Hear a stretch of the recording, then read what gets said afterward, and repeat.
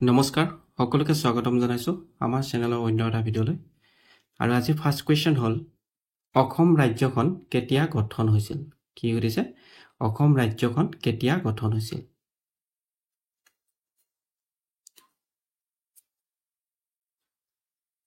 শুদ্ধ অপচনটো হ'ব অপচন সি 1950 চনত অসম ৰাজ্যখন গঠন হৈছিল 1950 চনত নেক্সট কোৱেশ্চন শিলালিপিৰ পিতৃ বুলি কাক কোৱা হয় কি কৰিছে শিলালিপিৰ পিতৃ বুলি কাক কোৱা হয় অপচন আছে সমুদ্ৰগুপ্ত চন্দ্ৰগুপ্ত মৌৰ্য কনিষ্ক অশোক ইয়াৰ ভিতৰত কাৰেক্ট এনসাৰটো হ'ব অপচন এ সমুদ্ৰগুপ্ত শিলালিপিৰ পিতৃ বুলি কাক কোৱা হয় সমুদ্ৰগুপ্ত নেক্সট কোৱেশ্চন কোনজন ক্ৰিকেটাৰে 2023 বৰ্ষত অৰ্জুন বঁটা লাভ কৰিছে কি কৰিছে কোনজন ক্ৰিকেটাৰে 2023 বৰ্ষত অৰ্জুন বঁটা লাভ কৰিছে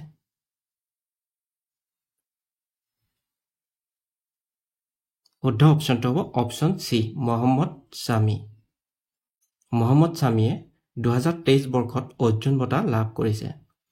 নেক্সট কোৱেশ্চন অসমীয়া সাহিত্যৰ ওৱাল্টাৰ স্কট বুলি কাক জনা যায় কি কৰিছে অসমীয়া সাহিত্যৰ ওৱাল্টাৰ স্কট বুলি কাক জনা যায় শুদ্ধ অপচনটো হ'ব অপচন এ ৰজনীকান্ত বৰদলৈ অসমীয়া সাহিত্যৰ ওৱাল্টাৰ স্কট বুলি জনা যায় ৰজনীকান্ত বৰদলৈ নেক্সট কোৱেশ্চন ব্ৰহ্মপুত্ৰ নৈৰ শেষ স্থান ক'ত কি হৈছে ব্ৰহ্মপুত্ৰ নৈৰ শেষ স্থান ক'ত শুদ্ধ অপচনটো হ'ব অপচন বি বংগোপসাগৰ ব্ৰহ্মপুত্ৰ নৈ শেষৰ স্থান হ'ল বংগোপসাগৰ নেক্সট কোৱেশ্চন ভাৰতীয় সেনাৰ প্ৰথম ফিল্ড মাৰ্শাল কোন আছিল কি হৈছে ভাৰতীয় সেনাৰ প্ৰথম ফিল্ড মাৰ্শাল কোন আছিল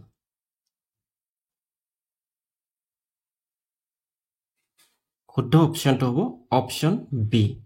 চেম মানেকশু ভাৰতীয় সেনাৰ প্ৰথম ফিল্ড মাৰ্শাল আছিল চেম মানেকশু নেক্সট কোৱেশ্চন 1999 চনত কোনখন দেশে ক্ৰিকেট বিশ্বকাপ জয়লাভ কৰিছিল অপচন আছে অষ্ট্ৰেলিয়া দক্ষিণ আফ্ৰিকা পাকিস্তান ইংলেণ্ড ইয়াৰ ভিতৰত কাৰেক্ট এনসাৰটো হ'ব অপচন এ অষ্ট্ৰেলিয়া নেক্সট কোৱেশ্চন মীনাক্ষী মন্দিৰ ক'ত অৱস্থিত কি হৈছে মীনাক্ষী মন্দিৰ ক'ত অৱস্থিত শুদ্ধ অপচনটো হ'ব অপচন এ তামিলনাডু মীনাক্ষী মন্দিৰ তামিলনাডুত অৱস্থিত next question Aga Khan cup কি খেলৰ লগত জড়িত কি হৈছে আগা খান কাপ কি খেলৰ সৈতে জড়িত শুদ্ধ অপচনটো হ'ব অপচন সি hockey Aga Khan cup hockey খেলৰ লগত জড়িত নেক্সট কোৱেশ্চন অলিম্পিকত ভাৰতে বৰ্তমানলৈকে কিমানটা স্বৰ্ণ পদক লাভ কৰিছে শুদ্ধ অপচনটো হ'ব অপচন বি 10টা অলিম্পিকত ভাৰতে বৰ্তমানলৈকে 10টা স্বৰ্ণ পদক লাভ কৰিছে next question playing it my way নামৰ কিতাপখনৰ লেখক কোন কি হৈছে প্লেইং ইট মাই এৱে নামৰ কিতাপখনৰ লেখক কোন শুদ্ধ অপচনটো হ'ব option C Sachin Tendulkar playing it my way নামৰ কিতাপখনৰ লেখক হ'ল শচীন তেণ্ডুলকাৰ নেক্সট কোৱেশ্চন এবছৰত চন্দ্ৰই পৃথিৱীৰ চাৰিওফালে কেইপাক ঘূৰে অপচনত আছে প্ৰায় 13 পাক প্ৰায় 23 পাক প্ৰায় 33 পাক প্ৰায় 35 পাক ইয়াৰ ভিতৰত কাৰেক্ট এনসাৰটো হ'ব অপচন এ প্ৰায় 13 পাক এবছৰত চন্দ্ৰই পৃথিৱীৰ চাৰিওফালে প্ৰায় 13 পাক ঘূৰে নেক্সট কোৱেশ্চন ভাৰতৰ ৰাষ্ট্ৰীয় পতাকাৰ দৈৰ্ঘ্য প্ৰস্থ অনুপাত কিমান শুদ্ধ অপচনটো হ'ব অপচন এ 3:2 ভাৰতৰ ৰাষ্ট্ৰীয় পতাকাৰ দৈৰ্ঘ্য আৰু প্ৰস্থ অনুপাত হ'ল 3:2 নেক্সট কোৱেশ্চন ইয়াণ্ডাবু সন্ধি কেতিয়া স্বাক্ষৰিত হৈছিল শুদ্ধ অপচনটো হ'ব অপচন সি 1826 চনত ইয়াণ্ডাবু সন্ধি স্বাক্ষৰিত হৈছিল 1826 চনত নেক্সট কোৱেশ্চন ভাৰতীয় জাতীয় কংগ্ৰেছ কিমান চনত গঠন কৰা হৈছিল কি হৈছে ভাৰতীয় জাতীয় কংগ্ৰেছ কিমান চনত গঠন কৰা হৈছিল শুদ্ধ অপচনটো হ'ব অপচন সি 1885 চনত ভাৰতীয় জাতীয় কংগ্ৰেছ 1885 চনত গঠন কৰা হৈছিল নেক্সট কোৱেশ্চন কোন চনত অসম চুক্তি স্বাক্ষৰিত হৈছিল কি হৈছে কোন চনত অসম চুক্তি স্বাক্ষৰিত হৈছিল শুদ্ধ অপশ্যনটো হ'ব অপশ্যন ডি 1985 চনত অসম চুক্তি স্বাক্ষৰিত হৈছিল 1985 চনত নেক্সট কুৱেশ্যন ভাৰতৰ সৰ্বপ্ৰথম কথাছবিখনৰ নাম কি কি সুধিছে ভাৰতৰ সৰ্বপ্ৰথম কথাছবিখনৰ নাম কি শুদ্ধ অপশ্যনটো হ'ব অপশ্যন বি ৰজা হৰিশ্চন্দ্ৰ ভাৰতৰ সৰ্বপ্ৰথম কথাছবিখনৰ নাম হ'ল ৰজা হৰিশ্চন্দ্ৰ নেক্সট কুৱেশ্যন ৰজা হৰিশ্চন্দ্ৰ কথাছবিখনৰ পৰিচালক কোন আছিল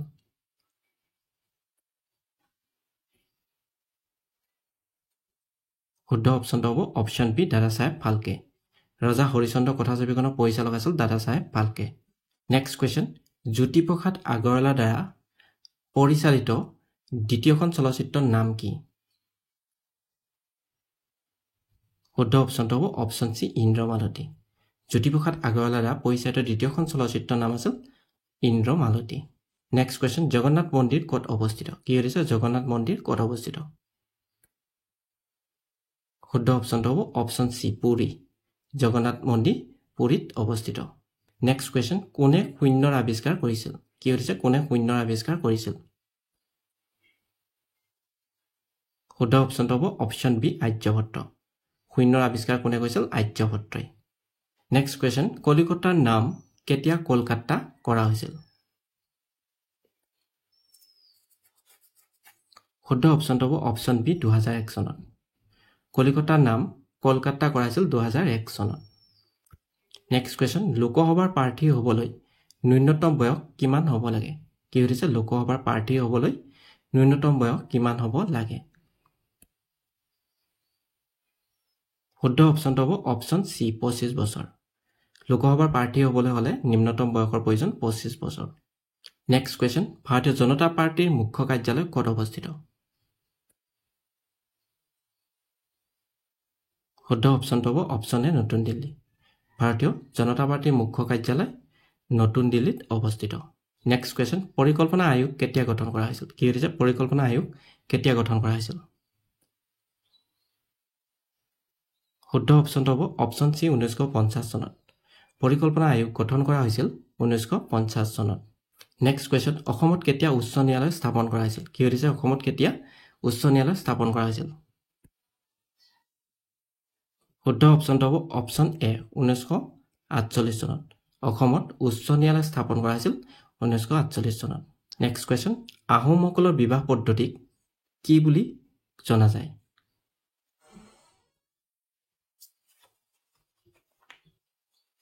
শুদ্ধ অপশ্যনটো হ'ব অপশ্যন এ চকলং আহোমসকলৰ বিবাহ পদ্ধতিক চকলং বুলি জনা যায় নেক্সট কুৱেশ্যন ভাৰতৰ ৰাষ্ট্ৰীয় সংগীতৰ ৰচক কোন কি হৈছে ভাৰতীয় ৰাষ্ট্ৰীয় সংগীতৰ ৰচক কোন শুদ্ধ অপশ্যনটো হ'ব অপশ্যন এ ৰবীন্দ্ৰনাথ ঠাকুৰ ভাৰতীয় ৰাষ্ট্ৰীয় সংগীতৰ ৰচক হ'ল ৰবীন্দ্ৰনাথ ঠাকুৰ নেক্সট কুৱেশ্যন কামাখ্যা মন্দিৰৰ সন্মুখত থকা সৰু পুখুৰীটোৰ নাম কি কি সুধিছে কামাখ্যা মন্দিৰৰ সন্মুখত থকা সৰু পুখুৰীটোৰ নাম কি শুদ্ধ অপশ্যনটো হ'ব অপশ্যন বি সৌভাগ্য কুণ্ড কামাখ্যা মন্দিৰৰ সন্মুখত থকা সৰু পুখুৰীটোৰ নাম হ'ল সৌভাগ্য কুণ্ড নেক্সট কুৱেশ্যন অসমৰ সৰ্বাধিক বনাঞ্চল থকা জিলা কোনখন শুদ্ধ অপশ্যনটো হ'ব অপশ্যন এ কাৰ্বি আংলং অসমৰ সৰ্বাধিক বনাঞ্চল থকা জিলাখনৰ নাম হ'ল কাৰ্বি আংলং নেক্সট কুৱেশ্যন নীতি আয়োগ কেতিয়া গঠন কৰা হৈছিল কি সুধিছে নীতি আয়োগ কেতিয়া গঠন হৈছিল শুদ্ধ অপশ্যনটো হ'ব অপশ্যন বি 2015 চনৰ 1 জানুৱাৰী তাৰিখে নীতি আয়োগ গঠন কৰা হৈছিল নেক্সট কুৱেশ্যন আকবৰ সভাৰ বিখ্যাত সংগীতজ্ঞ তানসেনৰ প্ৰকৃত নাম কি আছিল কি সুধিছে আকবৰ সভাৰ বিখ্যাত সংগীতজ্ঞ তানসেনৰ প্ৰকৃত নাম কি আছিল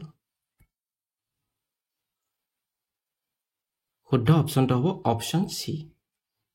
ৰামতনু পাণ্ডে আকবৰ সভাৰ বিখ্যাত সংগীতজ্ঞ তানসেনৰ প্ৰকৃত নাম আছিল ৰামতনু পাণ্ডে নেক্সট কুৱেশ্যন বিশ্ব এইডছ দিৱস কেতিয়া পালন কৰা হয় কি সুধিছে বিশ্ব এইডছ দিৱস কেতিয়া পালন কৰা হয় শুদ্ধ অপশ্যনটো হ'ব অপশ্যন ডি 1 ডিচেম্বৰ বিশ্ব এইডছ দিৱস পালন কৰা হয় 1 ডিচেম্বৰ তাৰিখে নেক্সট কুৱেশ্যন ভাৰতবৰ্ষৰ সংবিধানৰ দ্বাৰা স্বীকৃত ভাষা কেইটা আছে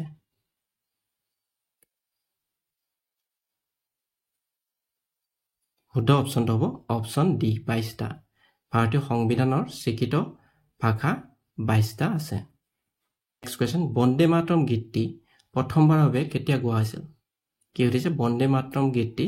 প্ৰথমবাৰৰ বাবে কেতিয়া গোৱা হৈছিল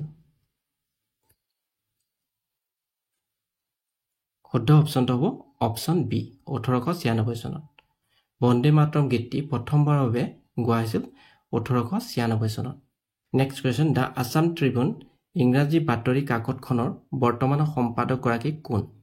কি হৈছে দা আসাম ট্ৰিবিউন ইংৰাজী বাতৰি কাকতখনৰ বৰ্তমানৰ সম্পাদক কোন ইয়াৰ ভিতৰত কাৰেক্ট এনসাৰটো হ'ব option A Prafulla Gobinda Baruah the Assam Tribune ইংৰাজী বাতৰি কাকতখনৰ বৰ্তমানৰ সম্পাদক গৰাকী হ'ল প্ৰফুল্ল গোবিন্দ বৰুৱা নেক্সট কোৱেশ্চন হস্তি বিদ্যানৱ পুথিখনৰ চিত্ৰবোৰ কোনে অংকন কৰিছিল কি হৈছে হস্তি বিদ্যানৱ পুথিখনৰ চিত্ৰবোৰ কোনে অংকন কৰিছিল শুদ্ধ অপশ্যনটো হ'ব অপশ্যন এ আৰু বি দিলবাৰ আৰু দুচাই গতিকে শুদ্ধ অপশ্যনটো হ'ব অপশ্যন ডি এ আৰু বি দিলবৰ আৰু দুচাই হস্তি বিদ্যানৱ পুথিখনৰ চিত্ৰবোৰ অংকন কৰিছিল আৰু হস্তি বিদ্যানৱ পুথিখন ৰচনা কৰিছিল সুকুমাৰ বৰকাইত নেক্সট কোৱেশ্চন বৰ্মন বংশৰ সৰ্বশ্ৰেষ্ঠ ৰজাজন কোন আছিল কি হৈছে বৰ্মন বংশৰ সৰ্বশ্ৰেষ্ঠ ৰজাজন কোন আছিল শুদ্ধ অপশ্যনটো হ'ব অপশ্যন এ ভাস্কৰ বৰ্মন বৰ্মন বংশৰ সৰ্বশ্ৰেষ্ঠ ৰজাজনৰ নাম আছিল ভাস্কৰ বৰ্মন নেক্সট কোৱেশ্চন অসমৰ জাতীয় সংগীত অ মোৰ আপোনাৰ দেশ সুৰকাৰ কোন আছিল কি হৈছে অসমৰ জাতীয় সংগীত অ মোৰ আপোনাৰ দেশ সুৰকাৰ কোন আছিল শুদ্ধ অপশ্যনটো হ'ব অপশ্যন এ কমলা প্ৰসাদ আগৰৱালা অসমৰ জাতীয় সংগীত অ মোৰ আপোনাৰ দেশ সুৰকাৰ কৰিছিল কমলা প্ৰসাদ আগৰৱালাই নেক্সট কোৱেশ্চন অসম প্ৰদেশ কংগ্ৰেছ কমিটিৰ প্ৰথম সভাপতি কোন আছিল কি হৈছে অসম প্ৰদেশ কংগ্ৰেছ কমিটিৰ প্ৰথম সভাপতি কোন আছিল শুদ্ধ অপশ্যনটো হ'ব অপশ্যন বি কুলধৰ চলিহা অসম প্ৰদেশ কংগ্ৰেছ কমিটিৰ প্ৰথম সভাপতি আছিল কুলধৰ চলিহা নেক্সট কোৱেশ্চন গুৱাহাটী উচ্চ ন্যায়ালয়ৰ আৰম্ভণিতে কি নাম আছিল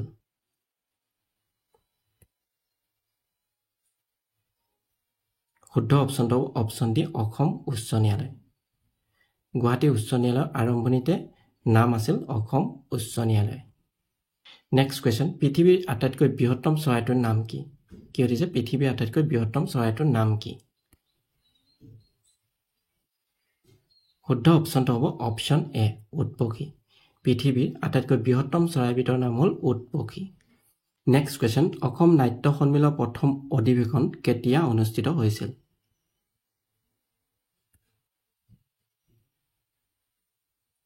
শুদ্ধ অপশ্যনটো হ'ব অপশ্যন চি 1959 চনত অসম নাট্য সন্মিলনৰ প্ৰথম অধিৱেশন অনুষ্ঠিত হৈছিল 1959 চনত নেক্সট কোৱেশ্চন জোনাকী আলোচনীখন কেতিয়া প্ৰথম প্ৰকাশিত হৈছিল কি সুধিছে জোনাকী আলোচনীখন কেতিয়া প্ৰথম প্ৰকাশিত হৈছিল নেক্সট কোৱেশ্চন জোনাকী আলোচনীখন কেতিয়া প্ৰথম প্ৰকাশিত হৈছিল শুদ্ধ অপশ্যনটো হ'ব অপশ্যন বি 1889 চনত জোনাকী আলোচনীখন প্ৰথম প্ৰকাশিত হৈছিল 1889 চনত নেক্সট কোৱেশ্চন ৰাষ্ট্ৰসংঘ কেতিয়া প্ৰতিষ্ঠা কৰা হৈছিল কি হৈছে ৰাষ্ট্ৰসংঘ কেতিয়া প্ৰতিষ্ঠা কৰা হৈছিল ইয়াৰ ভিতৰত শুদ্ধ এনসাৰটো হ'ব অপশ্যন চি 1945 চনত ৰাষ্ট্ৰসংঘ প্ৰতিষ্ঠা কৰা হৈছিল 1945 চনত নেক্সট কোৱেশ্চন ৰাষ্ট্ৰসংঘৰ দ্বাৰা স্বীকৃত ভাষা কেইটা কি হৈছে ৰাষ্ট্ৰসংঘৰ দ্বাৰা স্বীকৃত ভাষা কেইটা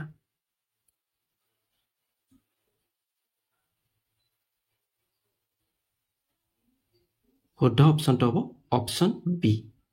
6টা ৰাষ্ট্ৰসংঘৰ দ্বাৰা স্বীকৃত ভাষা হ'ল 6টা নেক্সট কোৱেশ্চন ৰাষ্ট্ৰপতিৰ ৰূপৰ পদক লাভ কৰা প্ৰথম অসমীয়া চলচ্চিত্ৰৰ নাম কি হৈছে ৰাষ্ট্ৰপতিৰ ৰূপৰ পদক লাভ কৰা প্ৰথম অসমীয়া চলচ্চিত্ৰখনৰ নাম কি শুদ্ধ অপশ্যনটো হ'ব অপশ্যন চি ৰঙা পুলিচ ৰাষ্ট্ৰপতিৰ ৰূপৰ পদক লাভ কৰা প্ৰথমখন অসমীয়া চলচ্চিত্ৰৰ নাম আছিল ৰঙা পুলিচ নেক্সট কুৱেশ্যন অসমৰ সৰ্বোচ্চ অসামৰিক বঁটাটোৰ নাম কি কি সুধিছে অসমৰ সৰ্বোচ্চ অসামৰিক বঁটাটোৰ নাম কি শুদ্ধ অপশ্যনটো হ'ব অপশ্যন বি অসম বৈভৱ অসমৰ সৰ্বোচ্চ অসামৰিক বঁটাটোৰ নাম হ'ল অসম বৈভৱ নেক্সট কুৱেশ্যন সৌৰজগতৰ আটাইতকৈ গৰম গ্ৰহ কোনটো কি সুধিছে সৌৰজগতৰ আটাইতকৈ গৰম গ্ৰহ কোনটো শুদ্ধ অপশ্যনটো হ'ব অপশ্যন বি শুক্ৰ গ্ৰহ সৌৰজগতৰ আটাইতকৈ গৰম গ্ৰহটো হ'ল শুক্ৰ গ্ৰহ নেক্সট কুৱেশ্যন অসম আন্দোলন কিমান চনত আৰম্ভ হৈছিল কি সুধিছে অসম আন্দোলন কিমান চনত আৰম্ভ হৈছিল ইয়াৰ ভিতৰত কাৰেক্ট এনচাৰটো হ'ব অপশ্যন বি 1979 চনত অসম আন্দোলন আৰম্ভ হৈছিল 1979 চনত